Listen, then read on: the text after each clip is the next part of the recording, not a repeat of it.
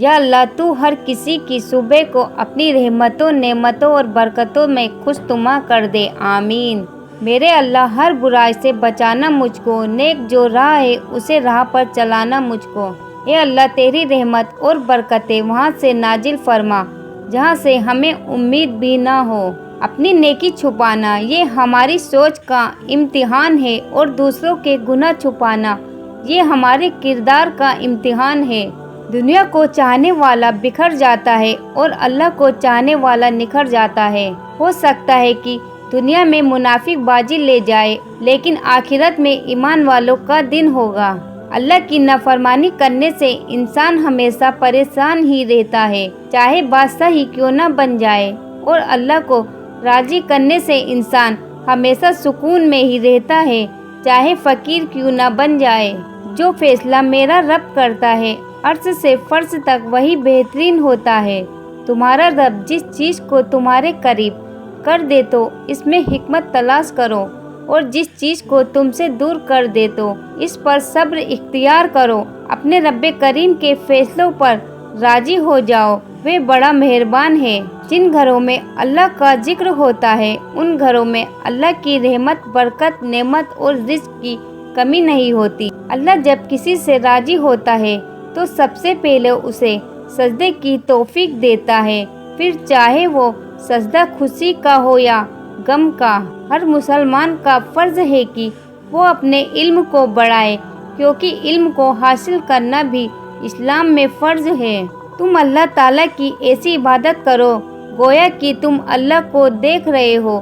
اگر یہ نہ ہو سکے تو اتنا خیال رکھو کہ وہ تم کو دیکھ رہا ہے۔ ایمان کی سب سے اعلیٰ درجے کی ساکھ زبان و دل سے اس بات کا اقرار و اعتراف ہے کہ اللہ کے سوا کوئی معبود نہیں۔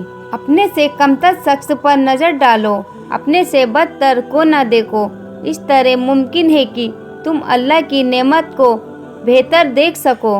ایسے شخص کی بددعا سے بچو جس پر ظلم کیا گیا ہو، اس لیے کہ اس کی بددعا اور اللہ کے درمیان کوئی پردہ نہیں رہتا ہے۔ مایوس مت ہوا کرو اپنی مشکلوں سے، کیونکہ جس نے 1,24,000 نبیوں کو مشکلوں سے نکالا ہے وہی خدا تمہارا بھی ہے۔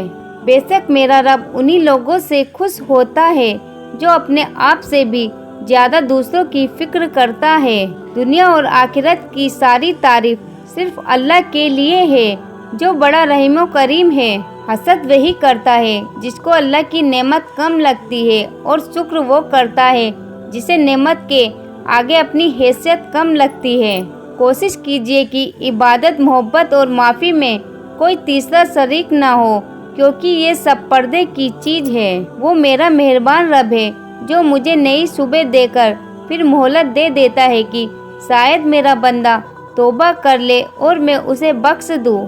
جو شخص سفر کی حالت میں اللہ کی یاد اور ذکر میں لگے رہتے ہیں تو فرشتے اس کے ہم سفر ہو جاتے ہیں۔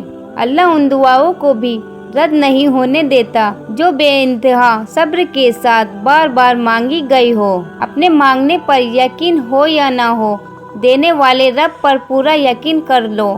اللہ کے رسول صلی اللہ علیہ وسلم نے فرمایا، جو موت کو سب سے زیادہ یاد کرے اور موت کے بعد کی زندگی کے لیے تیاری کرے وہ سب سے زیادہ عقل مند ہے۔